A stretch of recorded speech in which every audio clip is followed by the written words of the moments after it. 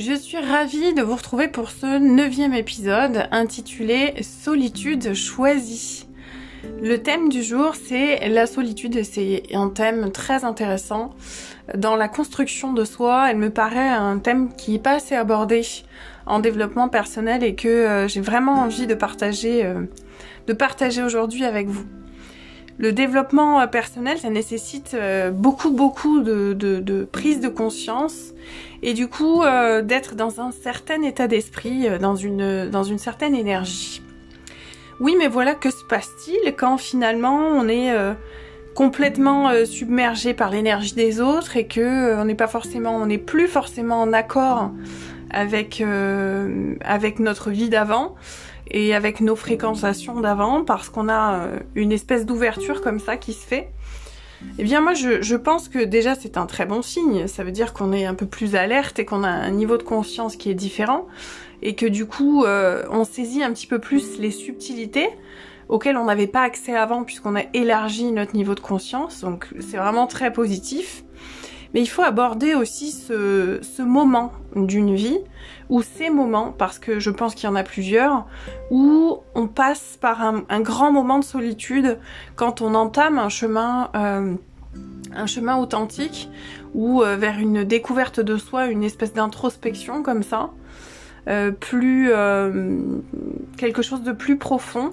C'est un peu un passage oblige. Pourquoi la solitude, elle est nécessaire à un certain moment de sa vie, et pourquoi mieux vaut la choisir que la subir. Et on va voir un peu plus tard dans le podcast que j'ai envie de vous parler des deux côtés, on va dire de la force, pour faire référence à Star Wars que j'aime beaucoup. J'ai envie d'être vraiment très transparente sur les deux côtés du développement personnel, et beaucoup parlent des aspects très positifs, et il y en a, mais il faut connaître les deux types d'énergie, puisque nous sommes des êtres duels. On est dans la dualité non-stop. La dualité, c'est l'énergie dans laquelle nous sommes nés et dans laquelle on s'éveille aussi, dans laquelle on évolue. Et c'est important d'être authentique et de raconter la vérité. En tout cas, d'essayer de s'en rapprocher au maximum et pas de ne voir qu'un seul aspect des choses. Parce que en métaphysique, c'est vraiment une des clés. On parle vraiment des deux aspects d'une même particule, des deux aspects d'une même énergie, etc. Parce que tout est duel, et est-ce que vous connaissez quelque chose qui n'est que positif? Personnellement, non. Ça veut dire aussi que quand on n'accepte pas la dualité, eh bien voilà, ça va être plus compliqué au niveau de la solitude, et donc au niveau du travail authentique de développement personnel qu'on va initier. Il y a tout un passage, entre guillemets, oblige quand vous commencez à faire un travail de développement de soi ou de développement personnel. Alors honnêtement, je vais juste clarifier une chose, je n'aime pas l'appellation développement personnel, et je vais vous dire pourquoi. Tout simplement parce que ça devrait pas s'appeler comme ça. Alors c'est vrai qu'on travaille sur sa persona, sur sa personne, mais ça a des fins beaucoup plus altruistes finalement, puisque quand on est un humain qui travaille sur lui, normalement on crée et on génère beaucoup plus de fréquences hautes et un autre monde, on va dire, plus conscient, donc avec beaucoup plus d'amour et de bienveillance. Donc j'aimerais l'appeler développement altruiste, voilà, mais bon, ça c'était pour la petite anecdote. Revenons-en à ce fameux sujet qui va vous intéresser, je pense, parce qu'il est important, que c'est un passage par lequel tout le monde, je dis bien absolument tout le monde, passe ou doit passer lorsque vous faites un travail en conscience et quand vous êtes dans une démarche authentique.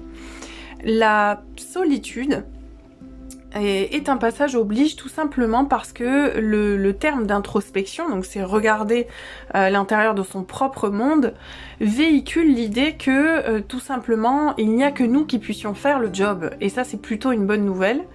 Vous pouvez suivre un tas de gens, vous pouvez lire des livres, vous intéresser à des podcasts, etc. Mais le travail, c'est vous qui allez le faire, et c'est toujours vous qui en avez la responsabilité. En ça, c'est intéressant. Et cette solitude, il y a beaucoup de gens qui la vivent de façon négative parce qu'ils la subissent. Et c'est un thème qui est pas assez abordé en développement personnel, je trouve, parce que cette solitude, personnellement, je l'ai vécue. J'ai décidé de l'aborder d'une autre façon, donc d'une façon métaphysique, donc de quelque chose qui va au-delà du monde palpable, hein, métaphysica, au-delà de la physique, et d'aller en comprendre le sens profond, puisque c'est ce qui m'intéresse, la quête de sens. Que veut dire ma solitude? Que signifie finalement ce choix de solitude que j'effectue quand j'ai envie de m'introspecter et que j'ai envie d'aller plus loin sur un chemin finalement de rencontre et de rendez-vous avec moi-même. Cette solitude, lorsque vous la subissez, elle vient complètement contrecarrer l'énergie dans laquelle vous vous mettez, puisque finalement, elle vous déconnecte de vous. Et j'ai eu envie d'aborder personnellement justement le développement personnel d'une autre manière et de me dire, alors au départ personnellement ça n'a pas été facile, mais je me suis attelée à vraiment faire un travail en conscience et à me dire voilà, la solitude, quel type de solitude tu vas vivre? Est-ce que tu vas vivre une solitude où vraiment il n'y a personne qui rentre dans ton monde et tout est fermé, tout est cloisonné? Ou est-ce qu'au contraire tu vas essayer de faire appel à ton intelligence émotionnelle et d'aller chercher tout ce qui fait sens chez toi en termes d'émotion, en termes d'énergie, en termes de psychologie, etc. Donc de mettre vraiment ces axes-là en alignement pour mieux comprendre finalement ta façon de fonctionner, ton système interne. En psycho, on appelle ça la systémie. Donc tous les systèmes qu'on met en place, ils sont structurés d'une certaine façon. Et souvent, vous remarquerez que quand c'est le chaos dans une vie, les gens ont besoin beaucoup de combler avec des sorties, avec des anniversaires non-stop, des restaurants, voilà, donc ça, les gens qui sont beaucoup dans une énergie à l'extérieur d'eux, ce sont des gens qui comblent le travail qu'ils n'arrivent pas à faire sur eux, et c'est absolument pas un jugement, hein, c'est vraiment psychologiquement un constat. Et du coup, ça vous coupe complètement de votre énergie et de cette énergie qui va vous permettre d'aller faire le job. Pourquoi il est nécessaire de se retrouver seul? Tout simplement, seul et pas coupé du monde, hein, seul et pas seul au monde. Tout simplement parce que si vous n'appréhendez pas votre monde intérieur dans le calme, avec bienveillance, douceur et amour pour vous, ce n'est pas du vrai travail. Vous avez des gens qui aiment se retrouver en réunion, qui aiment quand il y a du bruit, qui aiment quand ça bouge, etc. C'est très bien. Mais est-ce que le vrai travail, du coup, quand tu as une énergie environnementale comme celle-ci, tu le fais vraiment? Et la réponse est non.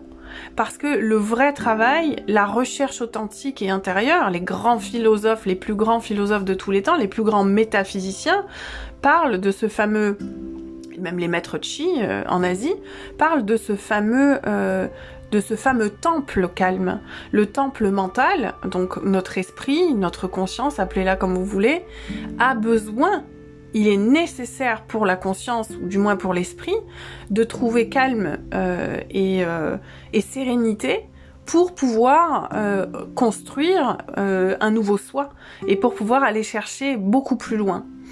En termes d'intention, ça donne quoi? Si, encore une fois, la solitude est choisie, elle sera très bien vécue par le cœur, le corps, l'esprit. Si la solitude est subie, on n'est pas vraiment en accord avec soi, on n'est pas en congruence comme on dit en coaching. Pour effectuer un travail qui a du sens et avoir un minimum de résultats, il faut être aligné. Et ça passe par l'intention d'abord. L'intention, comprenez qu'elle va vous amener vers l'attention, vers le focus, vers la concentration. Et là où va votre concentration, vous créez un centre de gravité. Où vont toutes vos pensées, où va toute votre énergie, où vous allez beaucoup mieux comprendre vos sentiments, vos ressentis mentaux, vos émotions, les mouvements que votre corps vous invite à faire dans le monde extérieur. Parce que les émotions, c'est purement une boussole, c'est purement ça. Et pour se recentrer sur son intelligence émotionnelle, on a besoin de ce fameux calme. On n'a pas forcément besoin de se couper du monde, je pense que c'est une mécompréhension. Vous avez des gens qui sont complètement dans l'extrême, vous avez des gens qui vont se couper du monde complètement parce qu'ils font un travail, et après c'est un choix, mais je pense que notre essence même est le partage. Notre essence même, elle est dans le fait de se sociabiliser. Un homme seul, je pense que psychologiquement, la maladie mentale le guette. Donc nous sommes des êtres fondamentalement de partage, donc le but n'est pas de se couper. Vivre pour moi une spiritualité dans la solitude, c'est pas vraiment une spiritualité parce que ça vous coupe du travail que les autres vous invitent à faire toujours sur vous. L'autre est toujours un miroir. Donc si je vois des failles chez l'autre, c'est peut-être qu'elles font résonance chez moi, etc., etc. Donc je n'invite pas les gens à se couper du monde, bien au contraire. J'invite les gens à se connecter en Wi-Fi à soi-même. Et je crois que dans un monde où tout le monde porte un masque, c'est un privilège de voir une âme. Comme l'a dit un fameux philosophe dont je ne me rappelle plus le nom, cette citation est très forte de sens, aussi belle que forte de sens. Et le but, encore une fois, c'est vraiment de se connecter à soi. Et si je me connecte à moi, je mets toutes les chances de mon côté pour mieux me connecter à l'autre. Mais ça fonctionne pas dans l'autre sens. C'est-à-dire que c'est monde intérieur et monde extérieur. Et c'est pas monde extérieur versus monde intérieur. Ça ne fonctionne pas comme ça. Le inside out, comme le disent les Américains, en coaching, c'est un abord très important en développement personnel parce que maîtriser son monde intérieur demande du calme, de la sérénité pour entrer en métacognition. La métacognition, c'est tout simplement tout ce qui va vous permettre, donc c'est attrait à la métaphysique, tout ce qui va vous permettre de reparamétrer, de rejauger, on va dire de restabiliser votre machine intérieure. Votre machine intérieure, elle a été abîmée, on va dire, par des systèmes qui ne sont pas forcément les vôtres. Et vous avez mimé, vous avez absorbé des choses qui ne sont pas les vôtres. Et quand la vie est chaotique comme ça, souvent, c'est la souffrance, elle vient du manque de connexion à soi. Et c'est parce que vous allez mimer, vous avez pris des choses aux autres que vous souffrez. Parce que vous n'êtes pas calé sur finalement ce qui résonne vrai chez vous, sur l'authentique. Et tout le travail que vous allez faire, où vous allez revenir vers vous, c'est tout ce temps-là où finalement vous allez vous réparer. Et tout le temps où vous avez été loin de vous, c'est tout ce temps de souffrance. Hein, finalement, je l'ai analysé comme ça. Le travail qu'on a à faire vraiment, c'est de venir se guérir et se réparer, encore une fois, en adoptant une démarche authentique et vraie.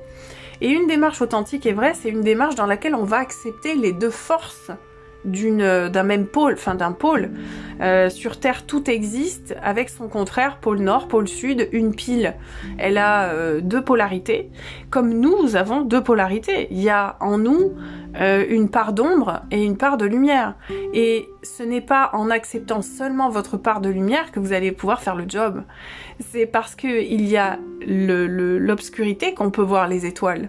C'est parce qu'il y a votre darkness, allez on va le dire en anglais, ça passe mieux, que vous pouvez voir votre lumière. Donc toutes les parties du système sont intéressantes et je crois qu'il y a encore aussi une mécompréhension par rapport à tout ça, c'est que je m'insurge beaucoup en développement personnel contre ces gens. Après, je suis contre personne, mais techniquement, je n'aime pas du tout le fake qu'il y a autour de think positive and you'll get positive. En français, ça donne penser positif et vous aurez du positif. C'est un très joli raccourci, mais c'est absolument pas comme ça que ça se passe dans la psyché. L'âme est complexe, l'esprit est complexe, et s'il suffisait juste de penser positif pour avoir du positif dans une vie, je crois que tout le monde aurait la recette, hein, et que le gâteau serait plus que délicieux à manger, et qu'on irait difficilement manger un autre gâteau. Donc ça voilà, c'est les licornes et mon petit poney. C'est pas très très intéressant de voir les choses comme ça, et surtout ça ne fait absolument pas grandir. Donc la solitude, à un moment donné, vous allez la subir, parce que si vous êtes une personne qui avait l'habitude d'être très entourée, voire d'être dans le faste, la fiesta, les groupes d'amis, les grands groupes, etc., ça va vous faire plutôt bizarre d'aborder une vie avec moins de personnes, moins de mouvements. mais c'est essentiel parce que dans un tumulte, dans un environnement tumultueux, vous ne pouvez pas vous trouver. Vous allez entendre la voix de 1001 personnes qui vont toutes donner leurs avis, aussi différents soient-ils et aussi intéressants soient-ils, mais là, il s'agit pour une fois de vous. Et j'ai envie de vous inviter à comprendre et à conscientiser, mais vraiment avec une intention très pure, que ce travail que vous n'avez peut-être jamais fait dans votre vie, vous allez enfin avoir un rendez-vous avec vous. Comment vous pouvez avoir rendez-vous avec vous s'il y a 50 personnes dans la pièce? Non, non, là il s'agit juste de moi et moi-même. Il s'agit juste de vous retrouver, ou de vous trouver, hein. Il y a certaines personnes pour qui ça sera juste se trouver, et ça sera énorme, avec vous-même, et alors j'ai pas envie de dire affronter parce que c'est pas le cas, mais découvrir, explorer et vous passionner pour vous. Alors attention, quand je dis vous passionner pour vous, je pèse mes mots et j'explique. La passion pour soi, c'est quelque chose, c'est un concept qui est très peu vu en développement personnel, mais une passion, quand vous êtes passionné par vous, vous allez mettre tout en œuvre avec bienveillance, amour et intelligence émotionnelle pour diriger une vie qui a du sens.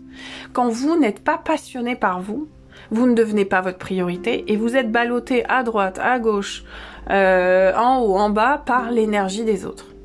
Et instable comme l'onde, tu ne vas nulle part. Premier précepte métaphysique enseigné par ma chère maman, qui a retenti dans mes oreilles comme un écho magique pendant des années.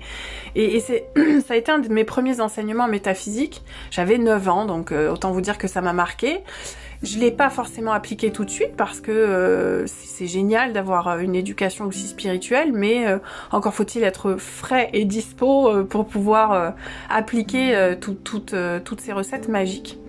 Ce que j'ai envie de vous dire par là, c'est que la rencontre avec vous, c'est le rendez-vous le plus important de votre vie. Et que si vous n'avez pas cette bienveillance et cette passion pour vous, vous allez regarder les autres vivre.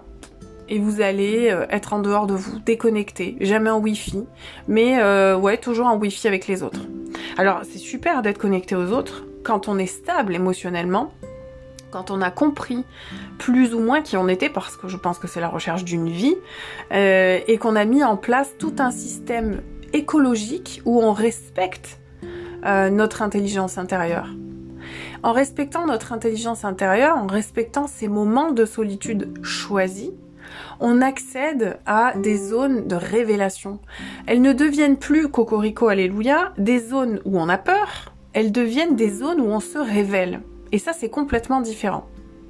Ces zones de révélation, selon moi, et vraiment en ayant observé un tas de gens faire un travail de développement personnel, sans forcément parler de moi, je peux vous garantir que ces zones de révélation, ces zones de génie dans lesquelles vous allez pouvoir vous situer, n'arrivent que lorsque vous maîtrisez cette solitude et que lorsque vous l'avez appréhendée d'une façon métaphysique. C'est-à-dire, ok, l'intérêt de cette solitude, c'est vraiment de me trouver. À des moments, ça va être plus compliqué parce que oui, je vais avoir envie d'aller à cette soirée.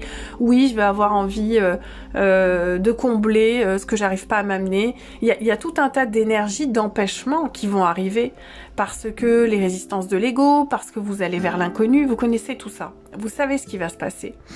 Vous avez cette intelligence innée qui vous dit comment ça va se passer et ce qui va se passer. Allez au-delà, soyez méta. Et aller dans votre, justement, trifouiller dans votre métacognition comme ça, pour aller reparamétrer ce comportement qui, vous le savez, va vous servir. Si vous décidez aujourd'hui que votre priorité c'est vous, que maîtriser vos états internes, votre émotionnel, c'est quelque chose de primordial, vous allez pouvoir vous offrir les chances de mieux interagir avec le monde, d'être plus disponible à l'écoute pour vos amis. Si vous êtes célibataire, de rencontrer une personne qui vibre sur exactement la même fréquence que vous, la même recherche, quelle qu'elle soit, mais la même recherche. Et vous ne pouvez faire ce travail de développement personnel qu'en étant dans le calme, qu'en étant dans la sérénité et qu'en étant dans une solitude choisie. Alors, solitude choisie, encore une fois, j'ai envie d'amener plus de clarté sur ce terme-là parce qu'il en a besoin. La solitude choisie, comme je vous l'ai dit tout à l'heure, il ne s'agit pas de devenir un ermite et de vivre dans une grotte. C'est pas comme ça qu'on est spirituel et c'est pas comme ça qu'on est connecté à soi. Alors, sauf si vous voulez être moine, hein, auquel cas il y a aussi... tout le monde a le droit de choisir une vie d'ermite. Mais si vous êtes quelqu'un de foncièrement sociable, pour qui les interactions sont importantes, pensez bien que la solitude choisie, elle va porter ses fruits et que ce ne sont que des états et des moments, c'est-à-dire que c'est transitoire, ce n'est pas quelque chose qui dure. Lorsque les gens font un choix, ils ont l'impression, ils font comme ça des ancrages très puissants, avec des croyances limitantes derrière, forcément, où ils se disent oh, « c'est pour toujours, it's forever ». Mais non, c'est pas pour toujours, c'est juste un moment dans lequel vous allez inscrire votre intention. Est-ce que c'est pas un des plus merveilleux cadeaux que vous puissiez vous offrir dans une vie ? Toujours plus de même action donne toujours le même résultat. Si jusqu'à aujourd'hui vous avez été ballotté à droite à gauche par les conseils des amis, si vous avez été ballotté à droite à gauche par les rêves des gens, par le rêve même, les projections de vos parents, etc.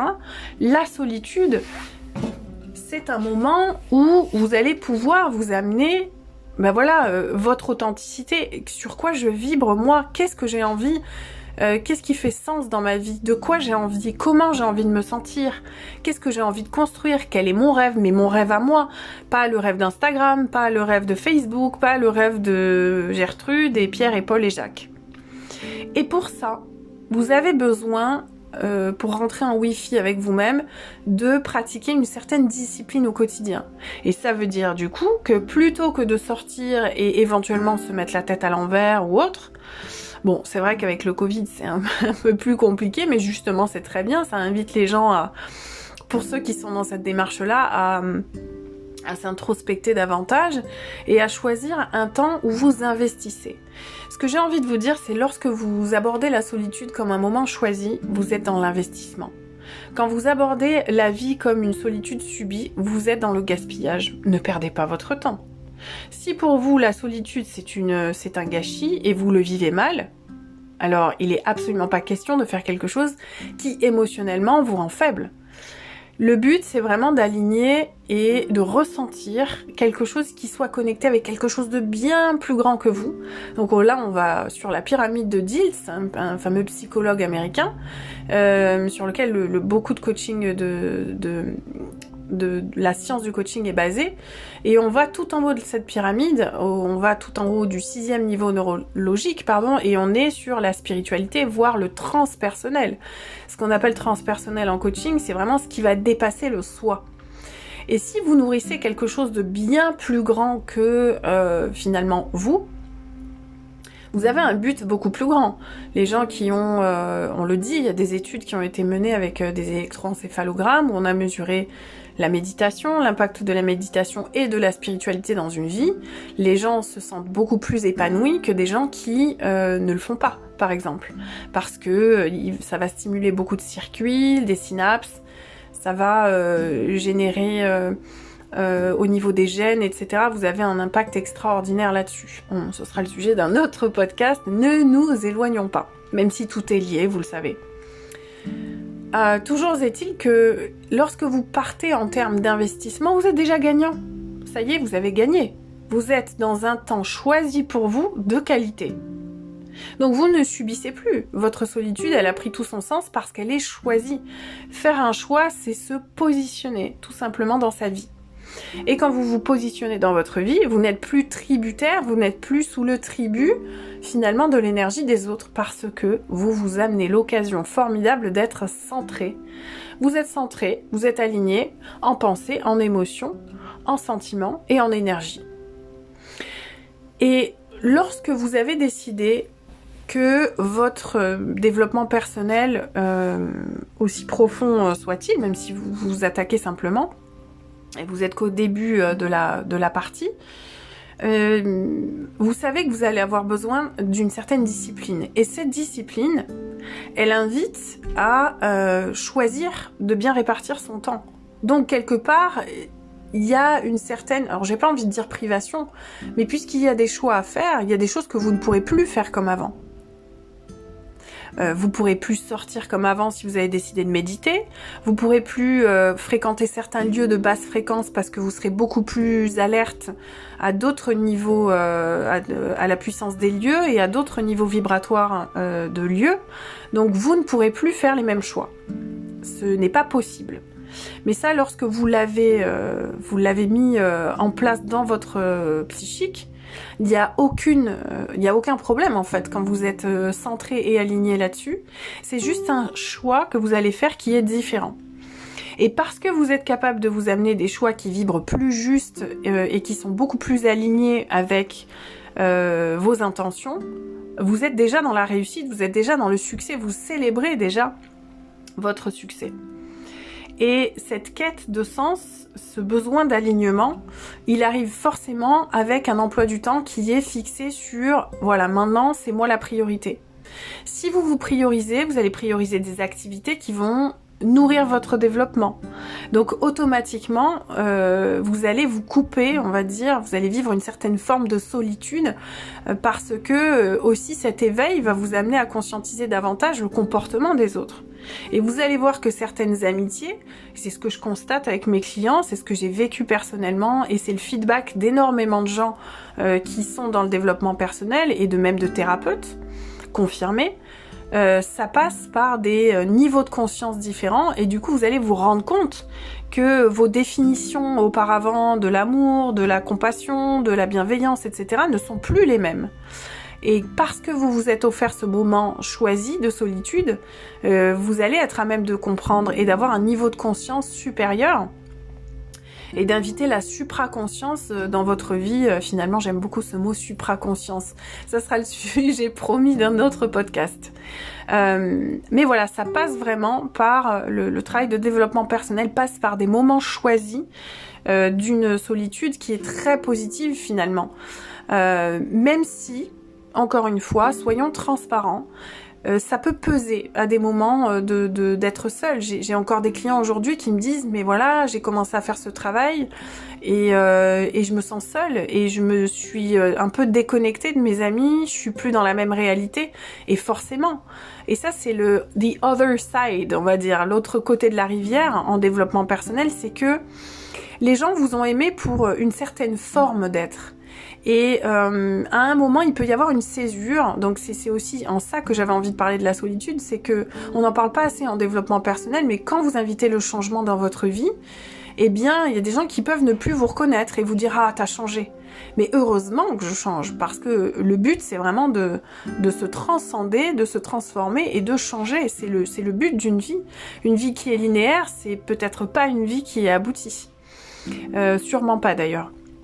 Donc ces moments de solitude vont faire que certaines personnes autour qui ne vont pas suivre la même énergie, qui ne vont pas être dans la même énergie, vont signaler, peut-être vous signaler, ne plus trop vous reconnaître.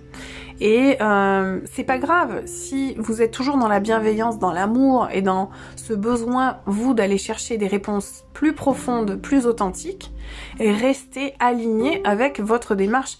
Tant que vous ne vous faites pas de mal, tant que votre intention est positive et pure et alignée, ça ne peut qu'impacter positivement votre monde intérieur, mais aussi votre monde extérieur. Et là, on rejoint ce fameux développement altruiste. Donc, vous voyez, j'ai envie de changer un peu le terme de développement personnel pour de développement altruiste. Votez, dites-moi ce que vous en pensez. Ça me fera plaisir de savoir si je suis la seule ou pas. Mais voilà, donc cette solitude, on n'en parle pas assez, mais vous allez la vivre. Cette solitude est un passage oblige, c'est un peu comme un rite de passage, allez, si on a envie d'harmoniser tout ça. Mais en tout cas, elle n'est absolument pas négative, et ce n'est pas quelque chose qui va vous priver. Quand vous vivez la solitude comme quelque chose quand vous vibrez sur le manque, avec la solitude, vous allez attirer le manque et vous allez vibrer sur le manque. Quand vous vous dites, ok, c'est comme quand on fait une retraite spirituelle, holistique, on part pour se reconnecter avec soi, mais c'est pour mieux se connecter derrière aux autres. C'est absolument pas dans une démarche égotique d'avoir cette intention-là et de s'inscrire dans cette énergie-là. Mais sachez, vraiment, en toute transparence, j'ai envie d'être méga transparente sur les deux polarités de la même situation, que ça va passer par des moments inconfortables, psychologiquement surtout, puisque le confort et l'inconfort sont simplement des aspects de la psychologie et ils ne sont vécus que dans l'esprit. Mais voilà, est-ce que vous avez envie de vous offrir aujourd'hui un état d'être exceptionnel ou est-ce que vous avez envie de continuer finalement à subir? Et on ne peut pas prendre que la partie plus. C'est comme les gens qui me disent j'ai envie de fréquenter que des gens positifs. Oui, j'ai envie de te dire que si tu vibres sur quelque chose de positif, ta sélection naturelle se fait automatiquement. Les gens négatifs ou de basse vibration ne vont pas, à moins que ce soit des vampires énergétiques, ça c'est une autre histoire, mais ces gens-là ne vont pas automatiquement être attirés par toi puisque tu n'es pas leur reflet. Donc techniquement, il y a peu de chances que tu rencontres ces gens-là. Si t'es aligné, tu vibres pas sur des gens qui n'ont pas les mêmes fréquences et les mêmes aspirations. Un groupe n'est scindé que parce qu'il y a une harmonie et que les gens vibrent sur la même chose. Il y a un fameux, alors je suis une fille à mantra, hein, maintenant vous le savez un peu, il y a une fameuse citation américaine que j'aime beaucoup qui dit « Your vibe attracts your tribe ». Donc votre vibration attire votre tribu et encore une fois c'est très vrai. Pour revenir à notre fameux sujet de solitude, eh bien justement pour faire la petite analogie et le lien avec ce que je viens de dire en mantra, si vous avez envie d'attirer à vous des gens qui vous ressemblent, vous avez besoin de vous centrer, vous avez besoin d'harmoniser tous vos différents systèmes et vous avez besoin d'avoir accès à vos zones de révélation. Ces zones de révélation, en vérité, je vous le dis, elles se trouvent à l'intérieur de vous et elles sont si bien cachées parfois qu'on a l'impression et l'illusion, attention c'est un piège, de croire que ça se trouve à l'extérieur, dans la matière, dans le matériel, dans la rat race, vous savez la fameuse course à la promotion, la fameuse course à qui aura le plus gros salaire, etc. etc. Ça ne se trouve pas dans la matière, ça se trouve dans l'esprit, ça se trouve dans la conscience et ça se trouve à l'intérieur de nous, tout simplement. C'est notre monde intérieur qui va dessiner notre monde extérieur et absolument pas l'inverse. Tous les plus grands philosophes, métaphysiciens, physiciens même, chercheurs et sages, neuroscientifiques aussi vous le disent. Et j'adore ce qui est en train de se passer en ce moment pour conclure sur cet épisode parce que notamment aux États-Unis, en Alaska, en Angleterre, il y a des grands pôles de recherche qui se mettent vraiment sur le fil à créer le pont, beaucoup plus le pont entre la science et la spiritualité, ou la métaphysique et la science si vous préférez. Et alors attention, quand je parle de spiritualité, je parle de la science de l'esprit, tout simplement tout ce qui est attrait à l'esprit, puisque la spiritualité ne veut dire que ça. Ne confondez pas religieux et spiritualité, ce sera aussi le sujet d'un autre podcast qui me semble important d'aborder. Et la science est de plus en plus en harmonie avec la spiritualité ou avec ce monde de l'esprit pour aller chercher, faire preuve de plus de sens, justement. Les chercheurs, certains chercheurs, alors pas tous, parce qu'il y a encore des gens qui sont dans la science et que dans les limites de la science. Chacun aborde les thèmes comme il le veut, et moi ce que j'aime c'est justement faire le pont et le lien entre tout, puisque je pars du principe que nous sommes interconnectés et que on ne peut grandir et on ne peut augmenter ses champs de conscience que lorsque on fait le lien entre tout finalement. Et que ces vecteurs d'apprentissage de vibrer sur ce type d'énergie-là, ça nous enlève nos croyances limitantes, ça nous défait de nos propres limites et ça nous pousse à aller chercher au-delà justement tout le temps. Méta, ce fameux mot que j'adore.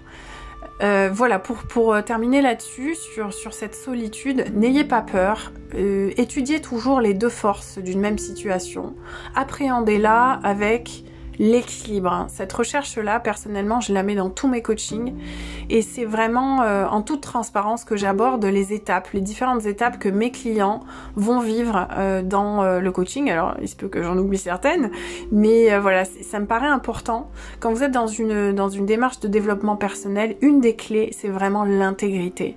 Plus vous allez vous amener d'honnêteté, plus vous allez être à même d'observer tout toutes les facettes d'une même situation.